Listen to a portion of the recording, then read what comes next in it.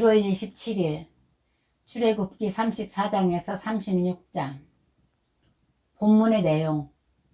첫 번째 돌판은 하나님께서 직접 만들어 주셨지만 두 번째 돌판은 모세가 하나님의 명령대로 만들어 손에 들고 하나님께로 올라갔습니다.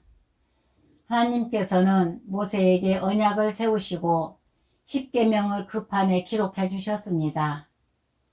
시내산에서 내려온 모세의 얼굴은 광채가 났습니다.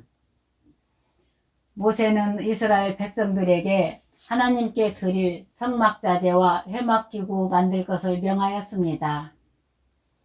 이에 백성들이 자원하여 여호와께 예물을 드렸는데 백성들이 드린 예물이 넉넉하여 남았습니다.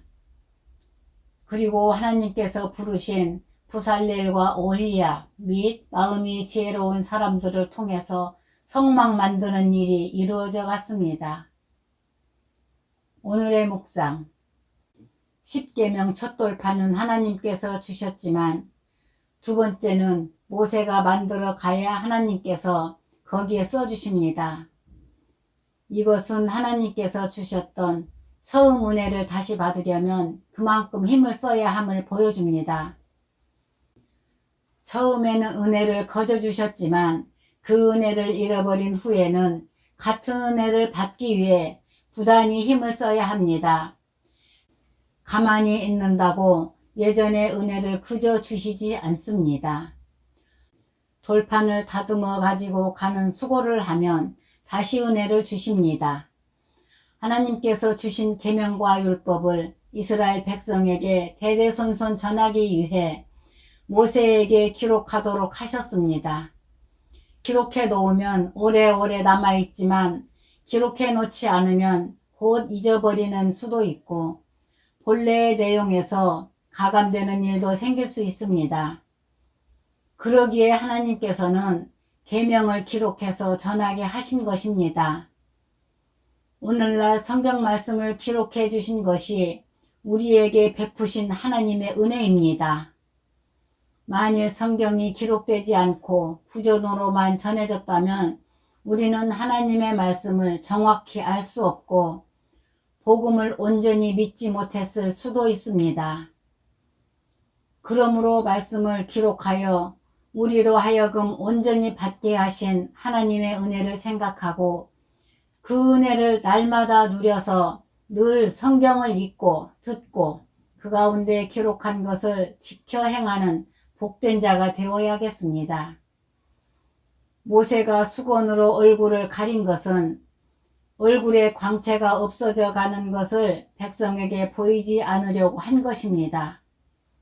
왜냐하면 율법이 장차 없어질 것임을 그 당시에 백성들이 알게 되면 더 이상 율법을 귀히 여기지 않고 순종하려고 하지 않을 것이기 때문입니다. 그러기에 그들에게 장차 없어질 것을 보여주지 않고 현재의 광채가 나는 것만 보여줘야 신앙생활을 바로 하게 됩니다. 후에 예수 그리스도께서 오실 때 그를 믿고 그리스도 안에 들어가면 저절로 수건이 다 벗겨집니다. 율법을 전하는 사람의 얼굴에 광채가 난 것처럼 복음을 전하는 사람의 얼굴에는 더욱 큰 광채가 납니다. 그러므로 복음 전하는 직분을 잘 감당하면 큰 영광이 임합니다.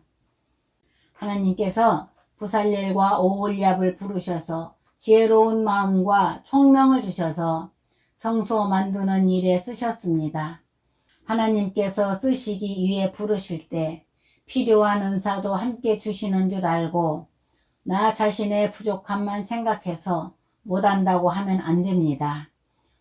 주 안에서의 수고는 헛되지 않으므로 하나님의 일에 쓰임받는 것이 가장 가치 있는 귀한 일입니다. 오늘의 질문. 1.